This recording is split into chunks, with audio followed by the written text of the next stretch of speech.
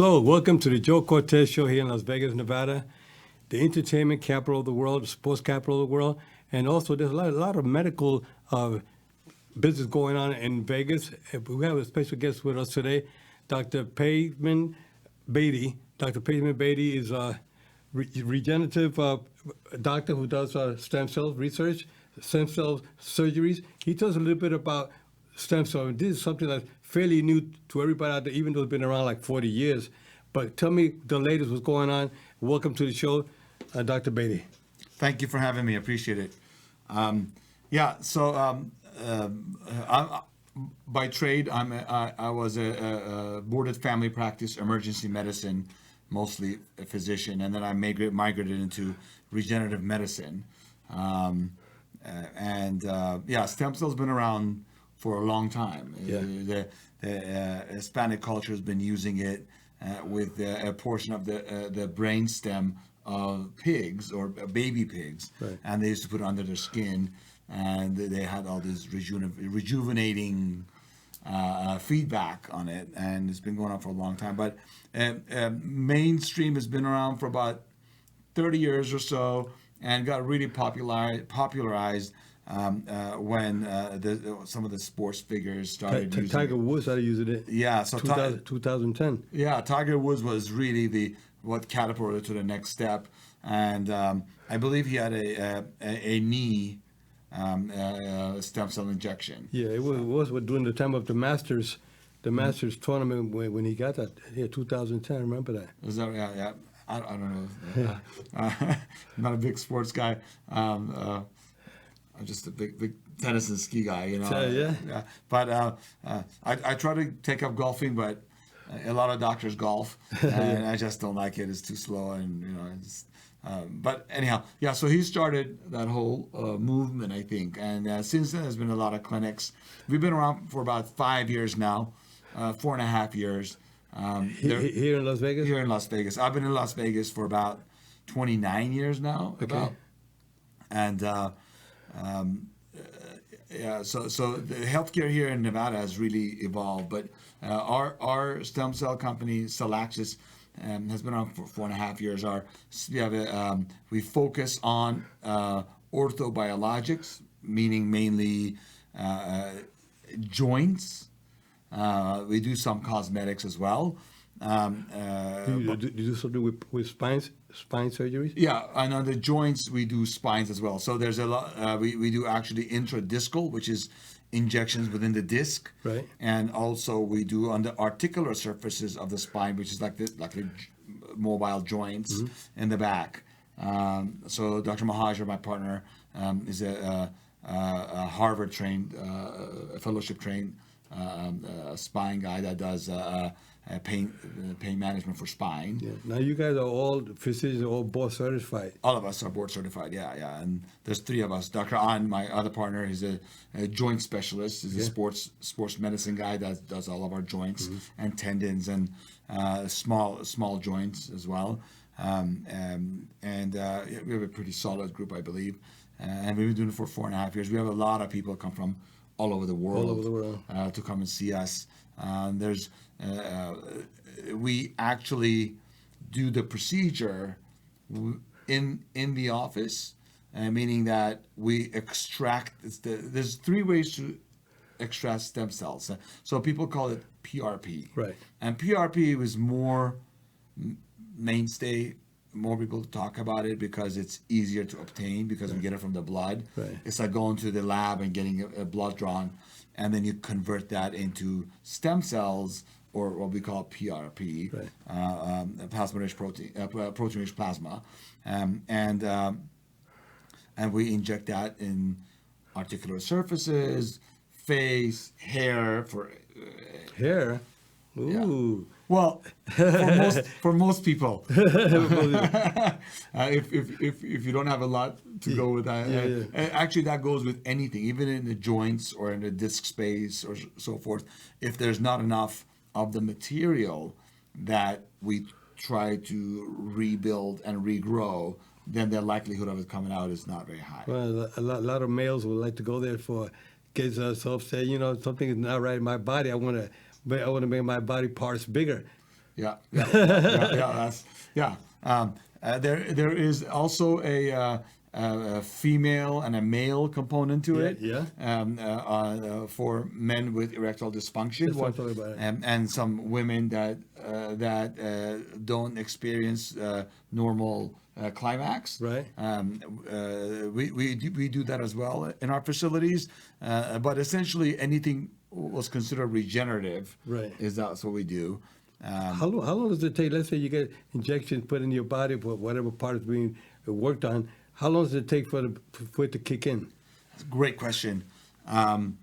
Every patient is different, Okay. right? So we have a spectrum, but so our larger joints is what we do most, like Okay. knees, shoulders, hips, that sort of thing. Lower back? Lower back. I actually had stem cells done in my back 2.5 months ago. Why was that? I actually, I'm 55 years old, but when you look at my spine, it looks like a 75-year-old spine because I've been very rough on my back. And my brother's a local spine surgeon, actually. And I showed my MRI. I actually one day just got up. I was doing some aggressive sports. Right. And one day I just got up and I couldn't walk 5 feet. Actually, it took 3 days to get there, but I had some numbness in my leg on my left side, and I just couldn't walk. And I got to a point that when I walked into my patient's room, I had to sit down for about 2 or 3 minutes and hunch over in a flexed position to take the pressure off my spine before I could even talk. That's how bad it got. Got a couple of epidurals, and my brother, who's a spine surgeon, was like, surgery, 2 weeks, no questions. I'm like, no way, I'm not doing it. I'm not doing it. So, once you have a fusion, then the next level goes and the next level goes. And I had a 2-level issue. I have a 2-level issue. So I had the largest stem cell procedure we've done on anybody in our facility on my spine. I had a 3-level disc injection with all of our facet joints, which is the articular surface of the spine, and also some nerve blocks. And I'm 2.5 months out, and you saw me walking here normally and so forth. So I did really well, and I'm 2.5 months out. Usually, right about 30 to 45 days, you start feeling the difference. It gives some time for the stem cells to reproduce, and the graph keeps going up, and really the maximum efficacy of the growth, I think, is about 9 to 16 months, right? And then it kind of plateaus after that. And it stays there normal for the rest of your life? Well, it depends. It'll be your new baseline. Okay. Now, people that do crazy stuff like I do, or lifting, or runners, or whatever you've done to your spine, your joint, whatever, you continue doing it. If you're motorcycle. Yeah. Motorcycle will do it, eh? Yeah, motorcycle. And if you're heavy set, and the reason you formed arthritis or joint or articular surface destruction is due to increased weight on your joints, and then it's going to happen again. We have patients. Some patients have started kind of going down a little bit, about 3 years out, 4 years out. Very few. We're hitting our 5th year in doing these kind of stem cells, and we're beginning to see a few more come back. But it's a good number. PRPs, what we get from the blood, don't last as long. Okay. Now, you recommend that they do a physical therapy after these procedures? Oh, for sure. Okay. Absolutely. That's part of the program, right? Absolutely. Okay, Yeah, so yeah. they do it in your location, or they No, have no, to send to no, another location? no. We use a particular group of physical therapists that understand this. It's not your typical orthopedic procedure, right? It's not.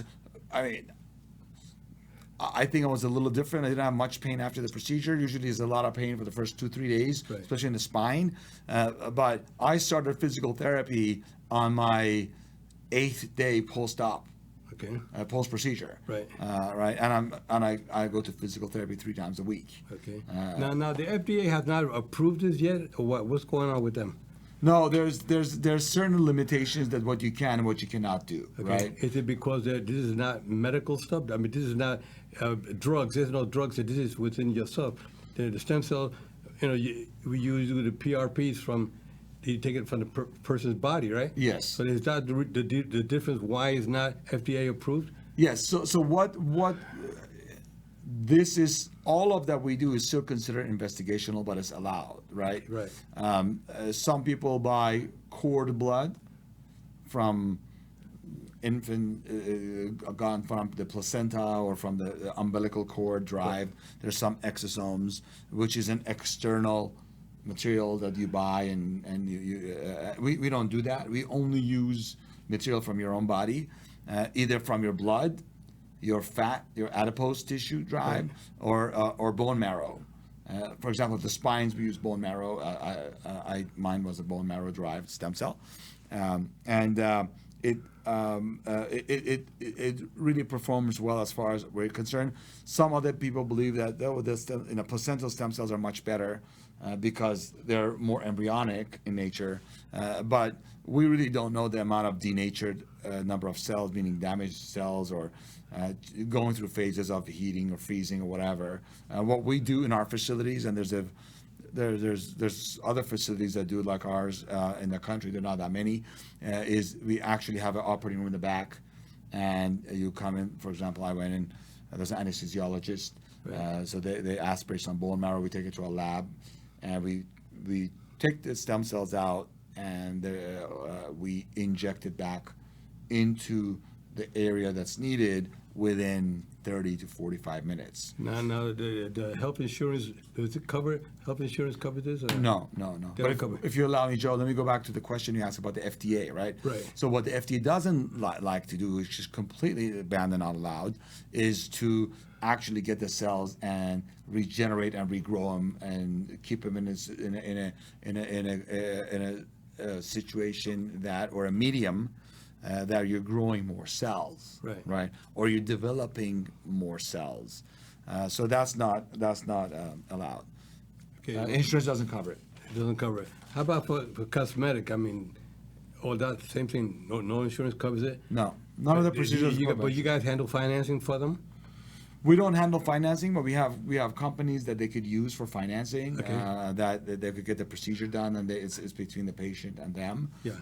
Right. We're not in the business of. No, but I know, but I'm saying you refer them to a company. Yeah. That's a referral for financing. Yeah. So there's a lot of good information on our website, Cell Axis, which is like a cell around an axis, so there's a lot of information there, and patient responses on how they did. Right.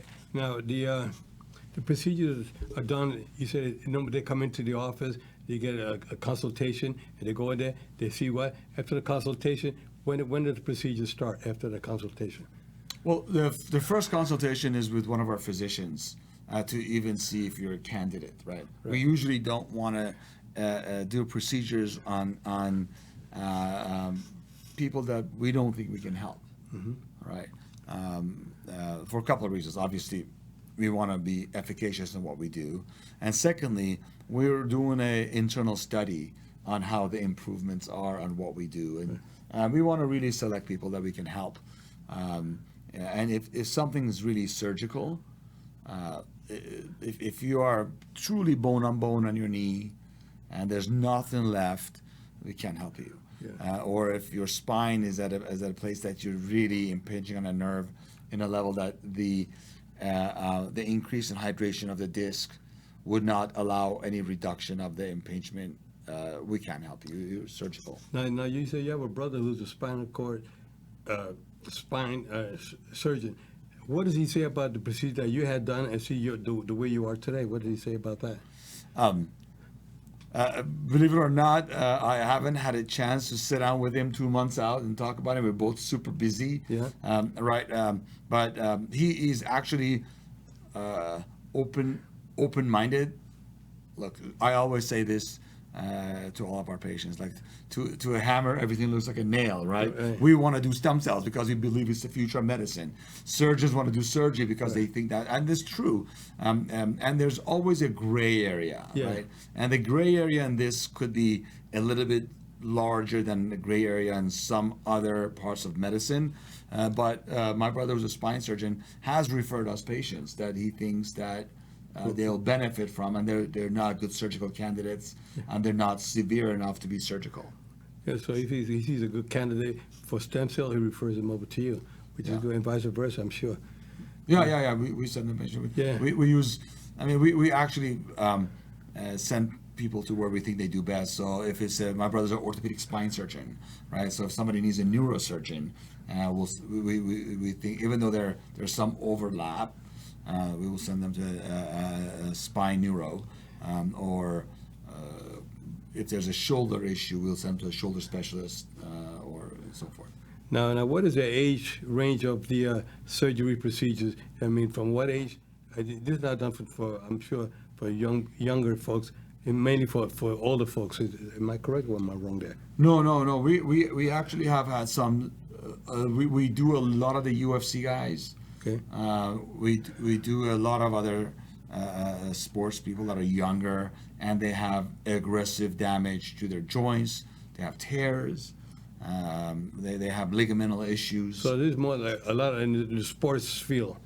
Or all our best outcomes, believe it or not, are on patients that are 60 and over. Really? Yeah, we have a really good outcome on 60 and over, but we generally have a very good outcome across the board. There's obviously the spectrums, the ones that do really, really well, and the ones that don't do well or have some complications or whatever, which is normal across the board. So nothing is guaranteed, but it depends on It depends on the individual themselves. Not everybody's the same. Some recuperate faster than others. Some stay at the same level, or some have to come back for a second treatment. No, the stem cells, if they really didn't work the first time around, it's not going to work the second time around, see, right? The PRP, however, is different. PRP is kind of like baby steps. Right. To getting stem cells, right? So we do PRP the first time, second time, third time. At that point, I was like, you need stem cells because you're responding to PRP, but you need something really much more powerful. Can you explain to our viewers exactly what is PRP? Yeah, PRP is the stem cells derived from blood as opposed to fat or bone marrow, right? And they're good. They do work. They have a great anti-inflammatory response to them, but they're not as efficacious as adipose or bone marrow. Now, let's say a person has an auto accident and the injuries is bad, but not that bad for that person to be hospitalized. But they need definitely need some kind of work to be done on them because of the injury. Now, I have a daughter who was involved in an auto accident. She has a severed spinal cord, so she's a quadriplegic. Now, this individual being in an auto accident or falling off a horse, like Christopher Reeves, when he fell off a horse, he ended up being a quadriplegic, paraplegic from the waist down. Mm-hmm. And that's different. Paraplegic from the waist down. Quadriplegic is like my daughter. He had vertebrae 6 and 7 that was broken, and so it's severed. So this is causes a lot of individuals to how do we recuperate? How soon can somebody have an accident and be a candidate for stem cell? That's a very open-ended question. First of all, one end of the spectrum is that the completely severed spinal cord. Right. That we can't do. And in fact, there's a lot of studies that are coming out with stem cells that are addressing that particular issue. But I don't believe we're even close to where we can actually connect the severed spine, right? And to be honest with you, I'm not that well versed on it, so I don't know that much about that. Well, they're doing that. The Spinal Cord Research Center, the Christopher Reeve Spinal Cord Research in Irvine, California. They're doing studies there. Different places around the world doing studies on stem cell. But to get federal funding, it's kind of difficult. It is. To get to get to that level. I mean, it is the latest and is probably the best way to get you back where you should be. But the federal government is not 100% behind it. I mean, they have given some funding in the past, but not as much as is needed. And it's something that I think they're lacking. The government is lacking. They have to be educated in reference to what goes on with stem cells. There's not enough information out there for them to convince them to go all the way. Yeah. I agree with you. The FDA is doing their job to make sure that people don't get hurt. Yes. And I understand that. But as far as a patient that's been into a traumatic accident, it all depends on what kind of trauma was it, right? Right. So if it's ligamental and tendons, I think once the swelling has gone down, and by the way, PRP really is, again, it's an anti-inflammatory, so it works really well with swelling and inflamed tissues. But I believe that there needs to be some amount of recovery, and then we can help with the ligaments or joints or so forth. Now, how was any side effects from these stem cells injections? Not really. Look, obviously, infection is a possibility, right? Whenever you inject something in the joint, especially the spine, has a higher level of Side effect, infection? infectious possibility. There is a granulomatous tissue production, means that they could overgrow sometimes, but usually not from your own tissue. Right. When you get stuff, exogenous material like exosomes and so forth, we've seen some outcomes with the exosomes that had shown some increased inflammation and for rapid formation of the granuloma, what we call it, and that could be a side effect. But for the most part, we don't see a lot of issues. Right. Now, so the infection that you can catch from this is something that is very, very rare, but it's a low percentage of people having. We talked about side effects. It's very, very rare that they will get infections, and different procedures may be needed if that doesn't work out.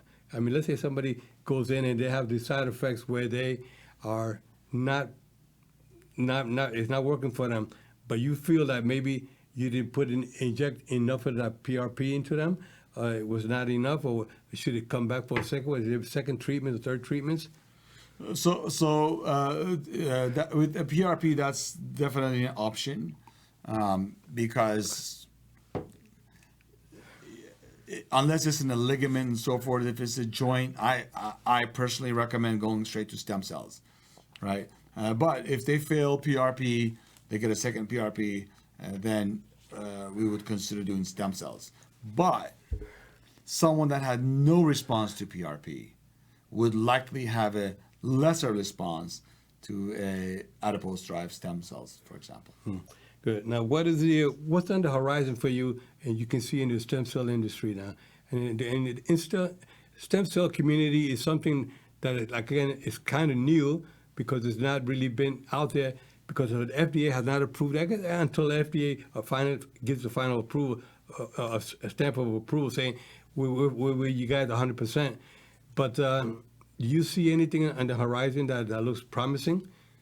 Yeah, so on the regenerative side of things, I think there's a significant push on biohacking or bioidentical hormones, and as a whole, there is a big push, and that's one of the things that we're doing in our company, is that we keep the stem cells as part of our arsenal of all that we could do. Right. So we want to be able to increase a person's production of more cartilaginous material. Now we can't do it orally, Right. but there's a lot of peptides now that increase your collagen levels, and hence you can increase the possibility of collagen throughout your body, your joints, on top of stem cells. So it's a multi-pronged approach to enhance keeping us alive and mobile longer. How about the cosmetic stuff? That I mean, they have this plastic surgery, cosmetics.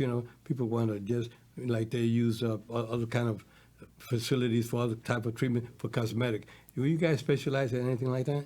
We refer out to a group that we're working closely with, that they do all of our super high-end cosmetics. We do the basic facial PRP and hair PRP within our facilities. Right. But there's a lot of plastic surgeons that have reduced their actual surgical OR time with using stem cells to reshape the facial structure or Wrinkles and things like that. absolutely. Yeah.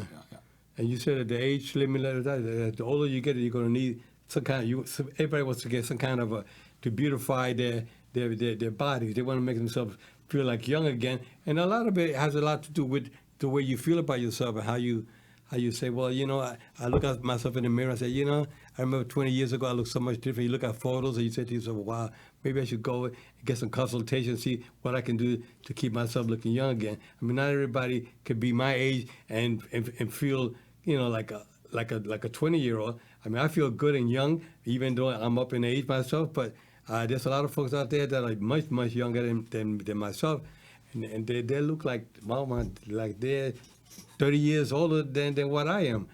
So I just think that the cosmetic is good. It's a good way to go. But I think you guys are more on the medical side and looking to for joints and spine, things like that. That's more important, I guess. Yeah, I think it's a combination of all of it. I think it's a combination of keeping yourself. I've been practicing for 30 years now, and you open the door and walk in a patient room and you take a look, and they look much younger than their age or much older than their age. And I always say, I got 60-year-olds that look like they're 90, Yeah. and I got 90-year-olds that look like they're 60. And that is, I've seen that throughout the years as we become more knowledgeable as physicians, healthcare providers, and so forth, in understanding how to manage diseases better, stress, diet, biohacking, stem cells, and all. The more we have in our arsenal to make us younger feeling, I think is the most important thing, right? Again, I'm 55 years old and I have a bad spine, right? That's the last thing I want. I have so much energy, and so forth.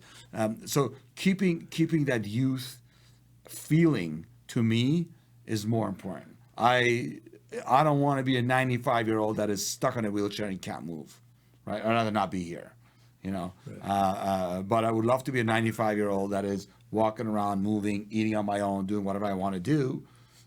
Maybe not drive, but that's my personal goal, and that's my goal for my patients through stem cells, regenerative medicine, diet management, medications, good internal medicine docs, etc. Yeah, I mean, exercising really is keep yourself physically fit, and watching your diet is very important because a lot of things can be avoided, especially if you keep yourself active. You keep it. They say if you don't use it, you lose it. I believe in exercising, keeping yourself always, even if you get up in the morning, you stretch a little bit, do some exercise, 10, 15 minutes, do something, bend over, side, do some kind of exercise. A lot of folks just don't do anything. They use a couch potato. They sit there all day long watching TV. They put on the weight. They're not exercising, and then their life falls apart. And I think that this is what we have to try to educate our viewers out there, is to keep yourself physically fit, keep yourself ready, and always eating healthy and check it up on one another, because these days times are really getting difficult these days, and especially with all this pandemic with the coronavirus and different diseases that are out there. People that smoke a lot, people that drink a lot, it makes your body fall apart. So that's why I brought Dr. Bady on the show today to talk about stem cell, because I think it's something very informative. if you want to get yourself back on the right track and release some of your pain, you let the doctors concentrate on relieving your pain so you can concentrate on your health.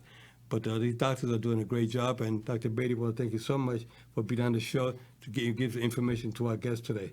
Thank you for having me. Appreciate Again, it. now they want to reach you again, they can reach you on the websites and Yeah, Cellaxis, CLLAXYS. I guess Alexis, and a phone number. Yeah, 702-834-3434. Okay, very good. You got it there, my friends. We'll see you next week. Take care. Thank you so much, Doctor. Thank you.